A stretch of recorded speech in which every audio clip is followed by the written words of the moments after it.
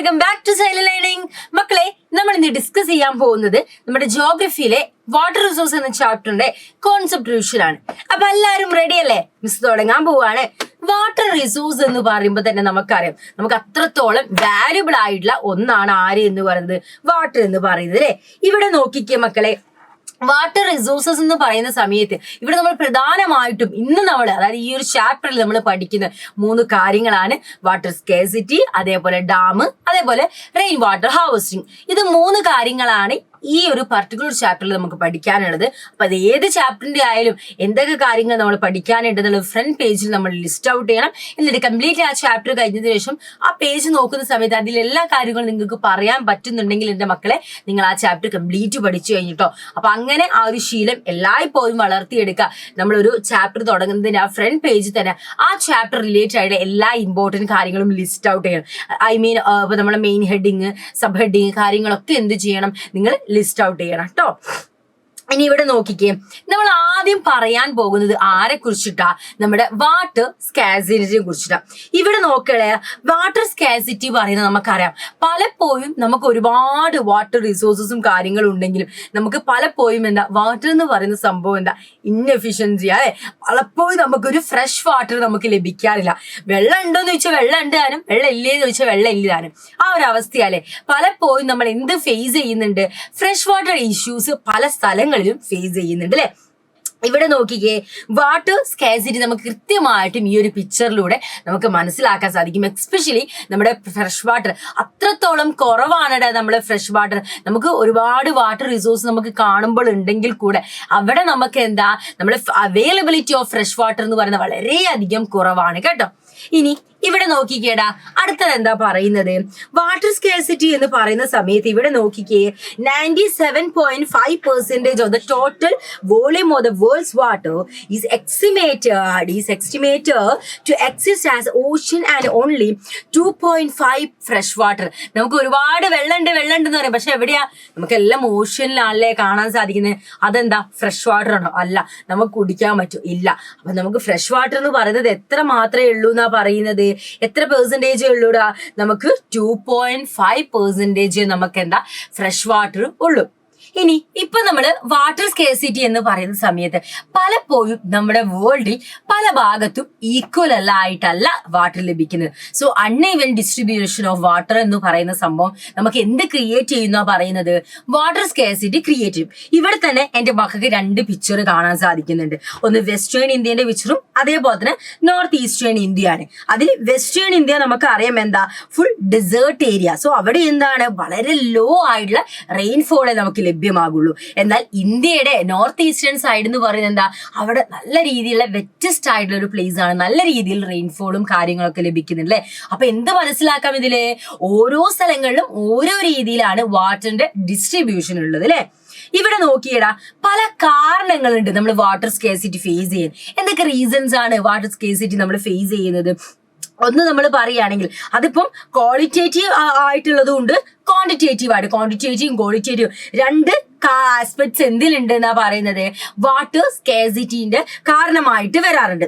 ഇപ്പൊ നമ്മൾ പറയാം, പോപ്പുലേഷൻ ഗ്രോ ചെയ്തുകൊണ്ടിരിക്കുന്ന സമയത്ത് ഒബ്വിയസ്ലി എന്തുണ്ടാകും എന്നാ പറയുന്നത്, പോപ്പുലേഷൻ ഗ്രോ ചെയ്യുന്ന സമയത്ത് എന്ത് ഫേസ് ചെയ്യേണ്ടി വരും നമുക്ക് അല്ലെ, അഗ്രികൾച്ചർ എക്സ്പാൻഡ് ചെയ്യേണ്ടി വരും. ഒരുപാട് ആളുകൾ വരുന്ന സമയത്ത് അവർക്കൊക്കെ ഫുഡ് വേണ്ടേ, അപ്പൊ അതിനെന്ത് ചെയ്യണം, അഗ്രികൾച്ചർ എക്സ്പാൻഡ് ചെയ്യണം. അതേപോലെ തന്നെ ഇൻഡസ്ട്രീസിന്റെ വളർച്ച ഉണ്ടായിരിക്കണം, എന്നാൽ മാത്രമേ ഇവരൊക്കെ നമുക്ക് മീറ്റ് ചെയ്യാൻ പറ്റുള്ളൂ. സോ അഗ്രികൾച്ചർ എക്സ്പാൻഡ് ചെയ്യുന്നതുകൊണ്ട് നമുക്ക് എന്ത് യൂസ് ആണുള്ളത്, നമ്മളെ കൂടുതൽ ഫുഡ് ലഭിക്കും. സോ അവിടെ എന്ത് വേണം, ഒരുപാട് ഇറിഗേഷൻ ഫെസിലിറ്റീസ് അവിടെ ഉണ്ടായിരിക്കണം, അതൊക്കെ വേണം അല്ലെ. അപ്പൊ ഇത് എന്തിലേക്കാണ് ഇവിടെ വരുന്നത്, ക്വാണ്ടിറ്റേറ്റീവിലേക്കാണ് വരുന്നത്. നേരത്തെ പറഞ്ഞു ക്വാളിറ്റേറ്റീവ് ആസ്പെക്ട്സ് ഉണ്ട്, ക്വാണ്ടിറ്റേറ്റീവ് ആസ്പെക്ട്സ് ഉണ്ട്. ക്വാണ്ടിറ്റേറ്റീവ് എന്ന് പറയുന്നത് നോക്കിക്കേ, വാട്ടർ ടേബിൾ ഗോയിങ് ഡൗൺ, അതായത് വാട്ടർ ടേബിൾ എന്താണ്, താഴോട്ട് പോവാണ്. ക്വാളിറ്റേറ്റീവ് എന്ന് പറയുന്നത് എന്താണ്, ഇൻക്രീസിങ് ഇൻ സലൈനിറ്റി. ഇനി നമ്മള് ഇൻഡസ്ട്രീസ് വളർന്നു വരുന്ന സമയത്ത്, ഇൻഡസ്ട്രീസ് ഗ്രോ ചെയ്യുന്ന സമയത്ത് അവിടെ നമുക്ക് എന്ത് വരും, അർബനൈസേഷനും ഇൻഡസ്ട്രിയലൈസേഷനും വരും. അതേപോലെ തന്നെ നമ്മൾ ഡൊമസ്റ്റിക് ആവശ്യത്തിന് മാത്രമല്ല ഇൻഡസ്ട്രിയൽ യൂസിനും എന്ത് യൂസ് ചെയ്യുന്നുണ്ട്, വാട്ടർ നമ്മൾ യൂസ് ചെയ്യുന്നുണ്ട്. ഇവിടെയും ക്വാണ്ടിറ്റേറ്റീവ് ആസ്പെക്ട്സ് ഉണ്ട്, ക്വാളിറ്റേറ്റീവ് ഉണ്ട്. ക്വാണ്ടിറ്റേറ്റീവ് എന്ന് പറയുന്നത് എന്താ, വാട്ടർ ടേബിൾ നേരത്തെ പറഞ്ഞതുപോലെ എന്താവും ഗോയിങ് ഡൗൺ ആവും. ദെൻ ക്വാളിറ്റേറ്റീവ് തരാം വാട്ടർ പൊല്യൂഷൻ നമ്മൾ എന്ത് ചെയ്യും ഈ ഇൻഡസ്ട്രീസ് ഒക്കെ ഗ്രോ ചെയ്യുന്നത് കൊണ്ട് നമ്മൾ ഫേസ് ചെയ്യുന്നതാണ് പറഞ്ഞു വരുന്നത്. ഇനി ഇവിടെ നോക്കിക്കേ, need of the hour dealing with water scarcity. ഇപ്പൊ നമ്മൾ ഇവിടെ നോക്കിക്കേടാ, ഡ്രൗട്ട് റെസിസ്റ്റന്റ് ക്രോപ്സ്, നമ്മളെ ഈ മില്ലറ്റ്സ് ബാജ്റ എന്ന് പറയുന്ന മില്ലറ്റ്സ് ഒക്കെ എന്താണ്, നമുക്ക് ഒരുപാട് വെള്ളമൊക്കെ വേണം അല്ലെ. സോ ഡ്രൗട്ടിനെ റെസിസ്റ്റ് ചെയ്യുന്ന കുറച്ച് ക്രോപ്സുകളാണ്. അതേപോലെ തന്നെ നമ്മൾ എന്താണ് ഫ്രഷ് വാട്ടറിന് നമ്മൾ നല്ല രീതിയിൽ ട്രീറ്റും കാര്യങ്ങളൊക്കെ ചെയ്ത് ഒരു പരിധി വരെ നമുക്ക് എന്താണ് ഇത്തരത്തിലുള്ള വാട്ടർ പ്രശ്നങ്ങളൊക്കെ വാട്ടർ സ്കേഴ്സിറ്റി ഒക്കെ നമുക്ക് ഫേസ് ചെയ്യാൻ സാധിക്കും. അതിനായിട്ട് നമുക്ക് ലോഞ്ച് ചെയ്തിട്ടുള്ള ഒരു പ്രോഗ്രാമാണ് ജൈവൻ മിഷൻ. ജീവൻ മിഷൻ ആണ്, ജയ് ജീവൻ അല്ല, ജൽ ജീവൻ മിഷൻ ആണ്. അപ്പൊ എന്താ ജൽ ജീവൻ മിഷൻ? ജൽ ജീവൻ മിഷൻ എന്താ പറയുന്നത്? Government of India has initiated Jal Jeevan mission. Government ആ ഇനീഷ്യേറ്റീവ് എടുത്ത് സ്റ്റാർട്ട് ചെയ്തിട്ടുള്ള ഒരു പ്രോഗ്രാമാണ് ജൽ ജീവൻ മിഷൻ എന്ന് പറയുന്നത്. ഗവൺമെന്റ് ആണ് ഇനീഷ്യേറ്റീവ് എടുത്തത്. അതേപോലെ എന്താണ് എന്ത് ഇംപ്രൂവ് ചെയ്യാനാണ്? റൂറൽ ഏരിയാസിലെ ആളുകളിലെ life, especially quality of life improve ചെയ്യാന്നുള്ള ലക്ഷ്യത്തോടു കൂടിയായിരുന്നു ഇത് വന്നിട്ടുണ്ടായിരുന്നത്.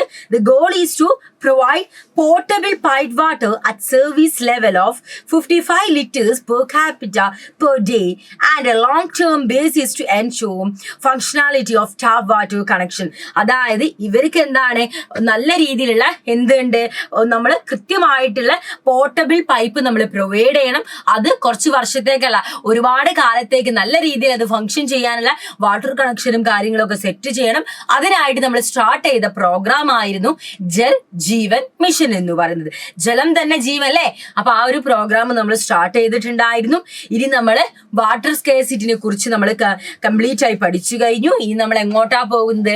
ഡാമിലേക്കാണ് നമ്മൾ പോകുന്നത്. അപ്പൊ ഡാമിനെ കുറിച്ച് നമുക്ക് പഠിച്ചാലോ? ഇവിടെ ശ്രദ്ധിച്ചേടാ, എന്താണ് ഈ ഡാം എന്ന് പറയുന്നത്? നമുക്കറിയാം അല്ലെ, ഇതെന്താണെടാ?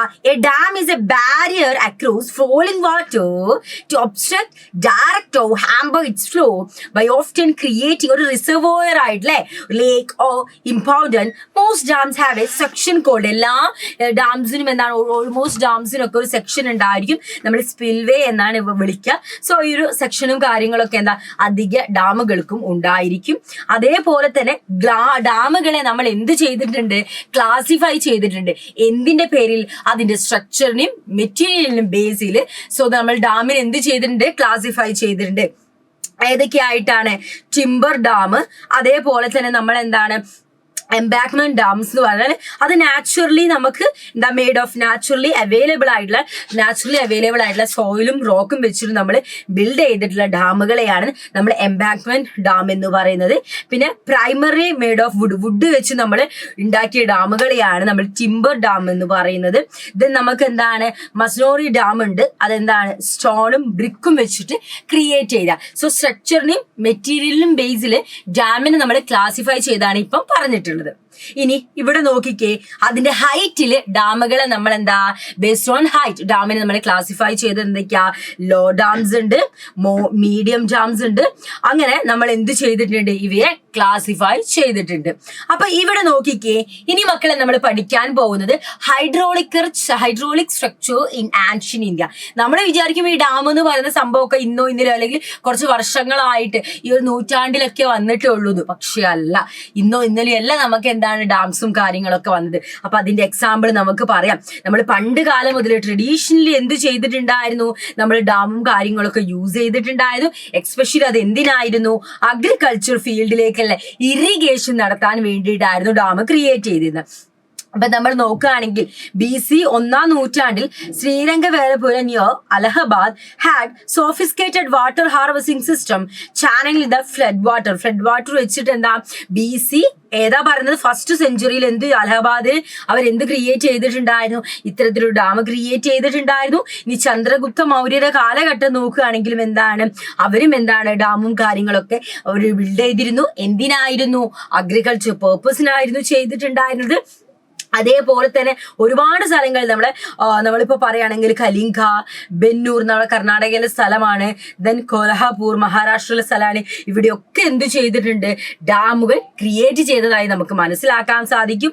14ാം നൂറ്റാണ്ടിലേക്ക് വരുന്ന സമയത്ത് എന്താണ് the tank in house gas എന്ന് പറഞ്ഞ ഒരു ടാങ്ക് ഡൽഹിയിൽ ബിൽഡ് ചെയ്തിട്ടുണ്ടായിരുന്നു. അത് പണി കഴിപ്പിച്ചിട്ടുണ്ടായിരുന്നത് നമ്മുടെ ഇൽത്തുമിഷ് ആയിരുന്നു. അപ്പൊ ഇൽത്തുമിഷ് എന്തിനായിരുന്നു?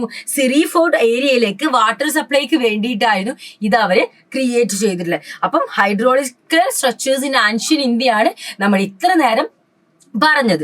എന്റെ മക്കൾ ഇനി ഇവിടെ നോക്കിയേ, ഡാമിനെ കൊണ്ട് ഒരുപാട് ഗുണങ്ങളും കാര്യങ്ങളും നമുക്കുണ്ട്. എന്തൊക്കെ ഗുണങ്ങളാണ്?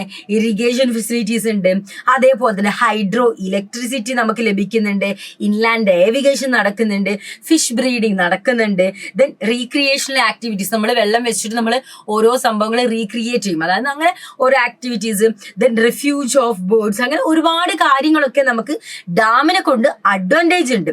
അപ്പം നമ്മൾ ഇമ്പോർട്ടൻറ്റ് ഡാംസ് ഓഫ് ഇന്ത്യയിലെ പ്രധാനപ്പെട്ട ഡാമുകളെ നോക്കുകയാണെങ്കിൽ ഒന്ന് നമുക്ക് ഹിരാക്കുണ്ട് ഡാം, എവിടത്തെ മഹാനദി റിവറിലെ ഹിരാക്കുണ്ട് ഡാം നമുക്ക് പറയാൻ പറ്റും.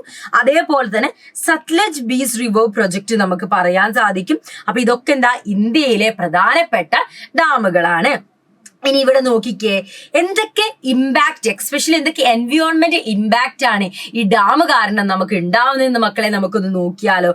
ഒന്ന് നമുക്കറിയാം എന്താണ്, എക്സസീവ് ആയിട്ട് സെഡിമെന്റ്സ് ഇങ്ങനെ വന്ന് കിടക്കില്ലേ, excessive sedimentation on one side result in rocky beds on the other side. So ഒരു എക്സസീവ് ആയിട്ട് ഈ ഒരു പിക്ചറിൽ കാണുന്നത് പോലെ എന്താ സെഡിമെന്റ്സും കാര്യങ്ങളും ഒക്കെ എന്താണ് വന്ന് കിടക്കുന്നതും കാര്യങ്ങളും ഒക്കെയുണ്ട്.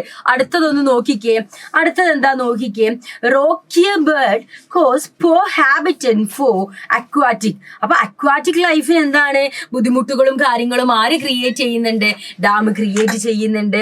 അങ്ങനെയുള്ള ഒരുപാട്. Then destruction of flow causes excessive sedimentation, sediments are rich nutrients, ഇങ്ങനെ ഒരുപാട് സംഭവങ്ങൾ ഇമ്പാക്റ്റ് എന്ത് എൻവയോൺമെന്റിൽ ഉണ്ടാകുന്നുണ്ട്. അതേപോലെ തന്നെ നമുക്ക് നമ്മളെ സോയിലിന്റെ ഫെർട്ടിലിറ്റി നഷ്ടപ്പെടാൻ കാരണമാകുന്നുണ്ട്, എർത്ത് ക്രിയേറ്റ് ചെയ്യുന്നുണ്ട്. ദെൻ നമുക്ക് എന്താണ് ഫ്ലഡ് കാര്യങ്ങളൊക്കെ നമ്മൾ കൺട്രോൾ ചെയ്യാനാണ് നമ്മൾ എന്ത് ക്രിയേറ്റ് ചെയ്തിട്ടുള്ളത്? ഡാമും കാര്യങ്ങളും ക്രിയേറ്റ് ചെയ്തിട്ടുള്ളെങ്കിൽ ഇത് എന്ത് സംഭവിക്കുന്നുണ്ട് എന്നാ പറയുന്നത്? ഫ്ലഡ്, ഇത് കാരണം ഫ്ലഡ് വരുന്ന ഒരു സിറ്റുവേഷനിലേക്ക് നമ്മൾ പോകുന്നുണ്ട്. അങ്ങനെയുള്ള ഒരുപാട് പ്രശ്നങ്ങളും കാര്യങ്ങളും നമ്മളെ സോയിലിന്റെ വെജിറ്റേഷൻ നഷ്ടപ്പെടുന്നതിന് കാരണമാകുന്നുണ്ട്. ഇങ്ങനെ ഒരുപാട് ഇഷ്യൂസ് ആര് കാരണം ക്രിയേറ്റ് ആവുന്നുണ്ട്? ഡാമുകൾ കാരണം ക്രിയേറ്റ് ആവുന്നുണ്ട്. അപ്പൊ എന്തൊക്കെ സോഷ്യൽ ഇമ്പാക്റ്റ് ആണ് ഡാം കാരണം ഉണ്ടാകുന്നതെന്ന് ചോദിച്ചാൽ നമുക്ക് എന്താ, mass displacement of people as more area is required to construct the reservoir. അതായത് വലിയൊരു കൂട്ടം ആളുകളെ അവിടുന്ന് മാറ്റേണ്ടി വന്നു. എന്തിനാണ്? റിസർവോയ്സും കാര്യങ്ങളൊക്കെ ഉണ്ടാക്കാൻ വേണ്ടിയിട്ട്. അതേപോലെ തന്നെ unequal access to the dam's water as at the time the water is not properly channeled. So കൃത്യമായിട്ടല്ല ഇത് ഇതിന്റെ വാട്ടർ നല്ല രീതിയിൽ കൃത്യമായിട്ടല്ല ഇതിന്റെ ചാനലും കാര്യങ്ങളെങ്കിൽ ഒരുപാട് ആളുകൾക്ക് ഈക്വൽ ആയിട്ടല്ല അൺഈക്വൽ ആയിട്ടായിരിക്കും എന്താ ഈ വാട്ടറും കാര്യങ്ങളും ലഭിക്കുക. ഒരു കൂട്ടർക്ക് ലഭിക്കുന്ന സമയത്ത് മറ്റൊരു കൂട്ടർക്ക് ലഭിക്കില്ല. കൃത്യമായിട്ട് നമുക്കിത് പലപ്പോഴും ചെയ്യാൻ സാധിക്കുന്നില്ല. പിന്നെ വരുന്ന ഒരു സോഷ്യൽ ഇമ്പാക്റ്റ് എന്ന് പറയുകയാണെങ്കിൽ ഇന്റർ സ്റ്റേറ്റ്, രണ്ട് സ്റ്റേറ്റുകൾ തമ്മിൽ എപ്പോഴും പ്രശ്നങ്ങൾ ഉണ്ടാവും. ഇപ്പൊ നടുവിലൊരു ഡാം പോകുന്നുണ്ടെങ്കിൽ ആ ഡാം ഇപ്പൊ ഒരു സ്റ്റേറ്റിനും ഇടയിലായിരിക്കും ചിലപ്പോൾ ഉണ്ടാവുക. അപ്പൊ അതിനെ ചൊല്ലിയിട്ട് എപ്പോഴും ഇവരെന്താ പ്രശ്നങ്ങളും കാര്യങ്ങളും ഉണ്ടാവാറുണ്ട്.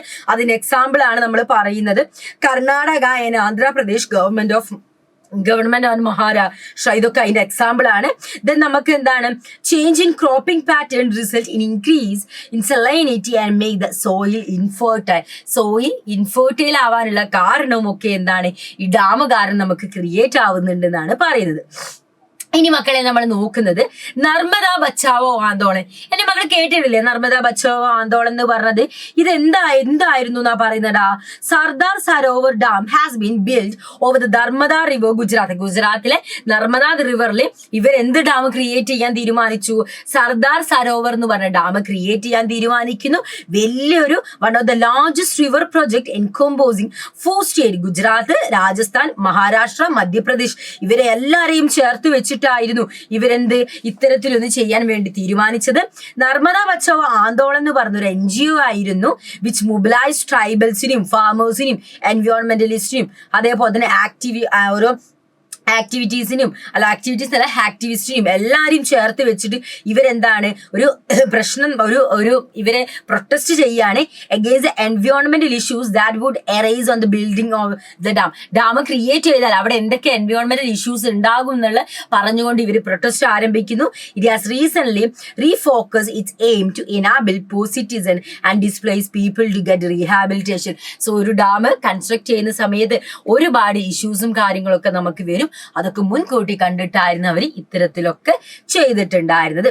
ഇനി നമ്മള് വാട്ടർ സ്കേഴ്സിറ്റി നോക്കി, ഡാം നോക്കി, റെയിൻ വാട്ടർ ഹാർവെസ്റ്റിംഗിലേക്കാണ് പോകുന്നത്. അപ്പൊ നമുക്ക് റെയിൻ വാട്ടർ ഹാർവെസ്റ്റിംഗിലേക്ക് പോയാലടാ, ഇവിടെ ശ്രദ്ധിച്ചേ, വാട്ട് ഈസ് റെയിൻ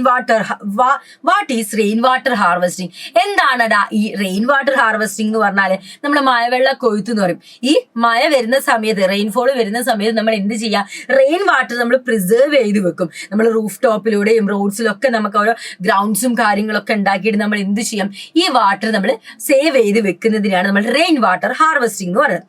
പല സ്ഥലങ്ങളിൽ പല രീതിയിലായിട്ട് എന്താ നമ്മൾ റെയിൻ വാട്ടർ ഹാർവെസ്റ്റിംഗ് നടക്കുന്നുണ്ട്.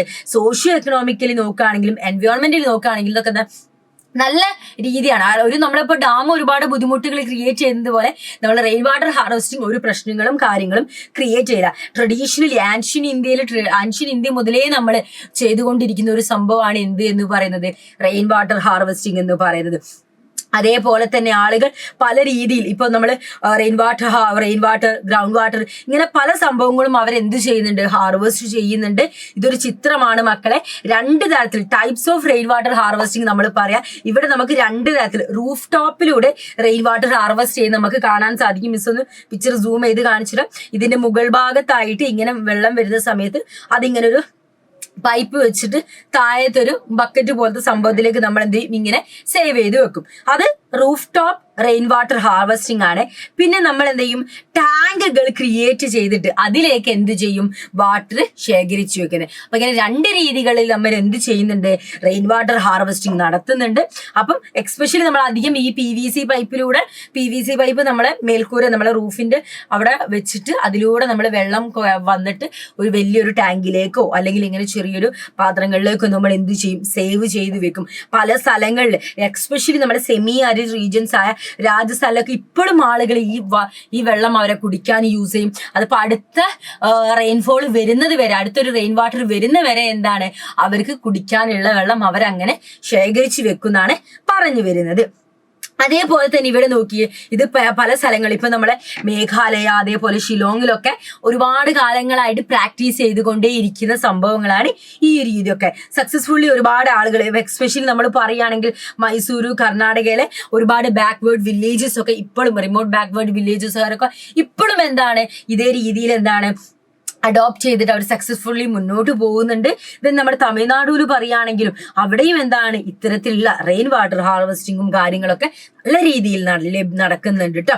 ഇനി നമ്മൾ രാജസ്ഥാനിൽ നോക്കുകയാണെങ്കിൽ അവരെന്താ ഈ അണ്ടർഗ്രൗണ്ട് നമ്മൾ നേരത്തെ കാണിച്ചില്ലേ, റൂഫ് ടോപ്പും ഈ ടാങ്ക്സ് എന്നൊക്കെ നമ്മൾ പറയും, തങ്സ് അതേപോലെ തന്നെ ടാങ്ക്സ് എന്നൊക്കെ പറയും. അപ്പൊ ഇവരെന്ത് ചെയ്യുന്നുണ്ട്, അണ്ടർഗ്രൗണ്ടിൽ വാട്ടർ ശേഖരിച്ചു വെക്കും. അത് ഡ്രിങ്കിങ് പർപ്പസിന് വേണ്ടിയിട്ട് ചെയ്ത് വെക്കുന്നതാണ്. ചിലപ്പോൾ ഇവരെന്താ റൂമിലെ ഒരു നമ്മളിപ്പം ഹോൾ എന്നൊക്കെ പറയില്ല, ഹോളിൽ ചെയ്തു വെക്കും. അല്ലെങ്കിൽ ഒരു അതിനായിട്ടൊരു വലിയ റൂം അവർ ഉണ്ടാക്കി വെക്കും. അതിൽ അവരെന്താ വെള്ളം ശേഖരിച്ചു വെക്കും. അത് അവർക്ക് extremely reliable source of drinking water ആയിരിക്കും എന്താ ഈ ഒരു വാട്ടർ എന്ന് പറയുന്നത്.